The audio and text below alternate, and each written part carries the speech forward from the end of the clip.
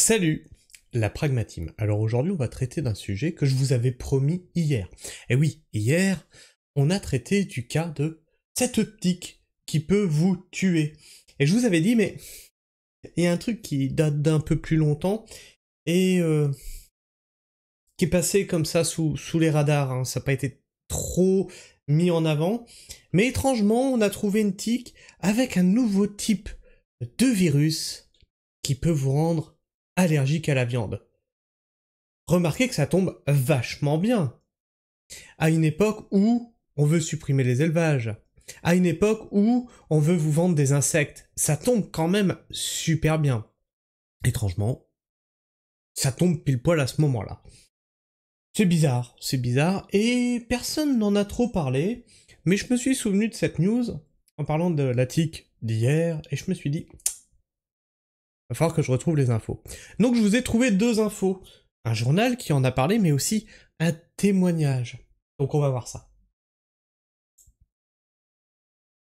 Connu depuis plusieurs années, le syndrome alpha-gal, jamais entendu parler, gagnerait du terrain aux États-Unis. Cette maladie est transmise par la morsure d'une espèce de tique présente uniquement sur le continent américain. Oui, bah oui, juste sur le continent américain. C'est bizarre, ces machins qui ont tendance à partir dans des pays comme ça, à l'aventure. Elle peut provoquer de graves allergies à la viande, notamment. Aux États-Unis, c'est une maladie qui concerne déjà environ 450 000 personnes. Le syndrome alpha-gal, le nom donné à une allergie à la viande, provoquée par la morsure d'une tique étoilée, touche de plus en plus d'Américains. Entre 2017 et 2021, 15 000 nouveaux cas ont été recensés. Oh putain.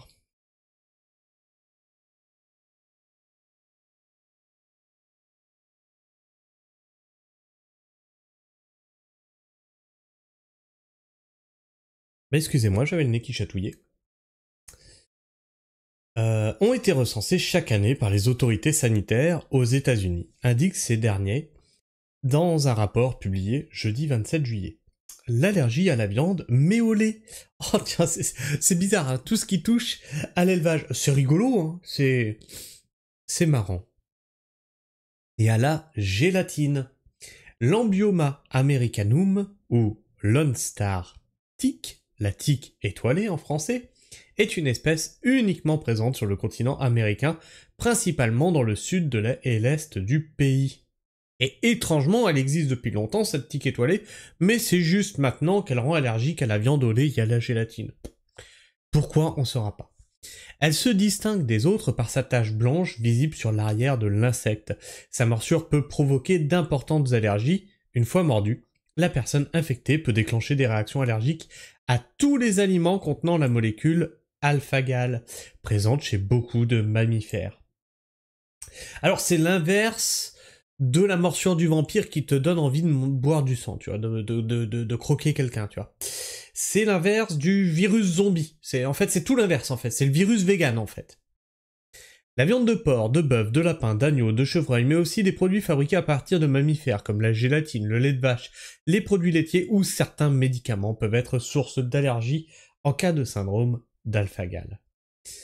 De nombreux symptômes peuvent apparaître selon les autorités sanitaires qui citent notamment de l'urticaire ou des démangeaisons, des nausées ou des vomissements, des brûlures d'estomac ou des indigestions, des diarrhées, de la toux, un essoufflement ou des difficultés respiratoires. Problème, ces différents signes sont parfois difficiles à détecter du fait de la lenteur de la digestion chez les humains. Si sa présence n'est pour l'instant limitée qu'à une partie du continent américain, la Lone Star tique, la tique étoilée, pourrait s'étendre à d'autres régions. En cause, le changement climatique, je vous l'ai dit en début d'article, ces insectes qui ont tendance à se promener un peu partout sur la planète. Hein. Le changement climatique dû aux activités humaines qui entraîne une hausse des températures, ce qui favoriserait ces conditions de vie dans des zones plus variées. Alors, c'est bien parce qu'en fait, ça s'autorégule. C'est-à-dire que le changement climatique est dû, selon nos écolos furieux, à l'élevage, et donc à la consommation de viande, et donc à cause du changement climatique, on va avoir une tique qui va nous rendre allergiques à la consommation de viande. La tique qui te rend vegan.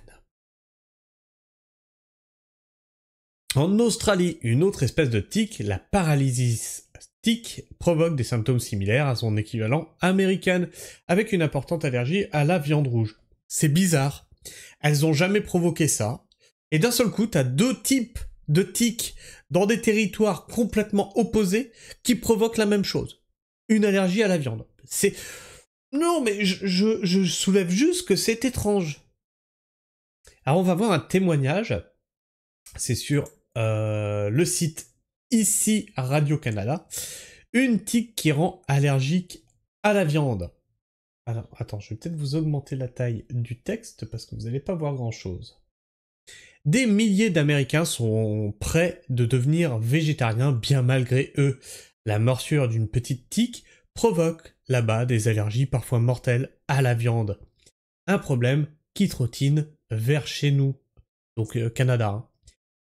À tout petit pas, mais résolument. À l'été 2014, ça date de 2014, déjà 10 ans. Julie Le Sueur rentre chez elle après avoir couru comme à son habitude dans les sentiers de la North Bank Trail. Un parc urbain boisé tout près de la résidence... Hop, fermez ça. Tout près de sa résidence à Richmond, en Virginie. Une fois chez moi, j'ai trouvé une toute petite tique brune accrochée à mon pied, se souvient-elle. Je l'ai ôtée simplement et j'ai continué à vivre ma vie sans me préoccuper jusqu'à ce qu'elle change ma vie. Quelques semaines plus tard, commencent les vomissements et les diarrhées sans explication et sans arrêt, au point où cette sportive en pleine santé, la jeune quarantaine, se déshydrate et doit être hospitalisée plusieurs fois. Puis, elle se couvre de plaques d'urticaire, sa peau enfle, lui démange, toujours sans raison apparente. Viennent ensuite les crises d'anaphylaxie. Ses yeux, sa bouche, sa gorge enflent. Elle a des difficultés respiratoires, sa tension artérielle chute, elle perd conscience, elle doit être transportée d'urgence à l'hôpital. J'ai failli mourir 6 fois plutôt qu'une, sans avoir aucune idée de ce que j'avais. J'ai vu des tas de médecins, ils ne comprenaient pas. Ils évoquaient des maladies, un cancer, raconte l'américaine. On m'a même annoncé qu'il me restait 3 mois à vivre, mais personne ne pouvait me dire ce que j'avais au juste. Cet enfer dure 1 an. Puis un allergologue lui fait passer des tests et trouve... Il m'a dit, vous êtes allergique à l'alpha-gal. Vous êtes allergique à la viande. Alors les allergies alimentaires, c'est un truc de fou. Là on a une cliente qui cherche à quoi elle est allergique et il y a plein maintenant de... Elle adore les légumes et elle se rend compte qu'il y a plein de légumes auxquels elle devient intolérante. C'est de la folie ce qui se passe à notre époque. C'est juste fou. Il m'a dit, vous êtes allergique à l'alpha-gal, vous êtes allergique à la viande. 3 ans se sont écoulés depuis la morsure qui a bouleversé la vie de Julie Le Sueur. Aucun traitement n'est possible, mais une fois l'allergie identifiée, elle vit mieux. Le quotidien est cependant moins simple. Non seulement la viande est à bannir, à part la volaille et le poisson, mais il faut se méfier des sous-produits contenant, dans les produits préparés, qui peuvent déclencher de violentes réactions, la contamination croisée est aussi une préoccupation constante. Je ne peux pas manger de viande, sauf de la volaille ou du poisson. Je dois toujours me méfier de la contamination croisée. Pour moi, manger à l'extérieur, c'est la roulette russe. Elle doit lire tous les ingrédients sur les emballages de façon maniaque. Il y en a partout, des produits d'origine animale. Partout. Honnêtement, ce n'est pas tant la viande qui me manque, répond-elle quand on lui pose la question. C'est la tranquillité d'esprit. Est-ce que ce sont des malades imaginaires ? Depuis le diagnostic, elle est suivie de près par le docteur Thomas Platz-Mill.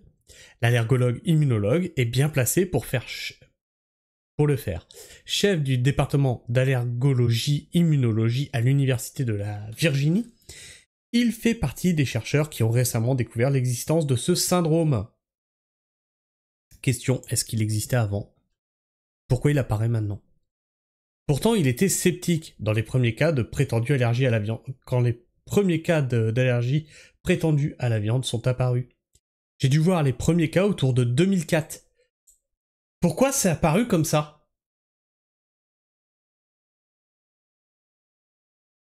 Des patients venaient ici, à sa clinique, de Charlottesville, décrivant des réactions allergiques intenses. Certains nous disaient c'est la viande, docteur, mais c'était très bizarre, ça arrivait soudainement alors que ils en avaient mangé sans problème toute leur vie. La réaction se manifestait plusieurs heures après le repas, et puis les tests d'allergie cutanée n'étaient pas convaincants.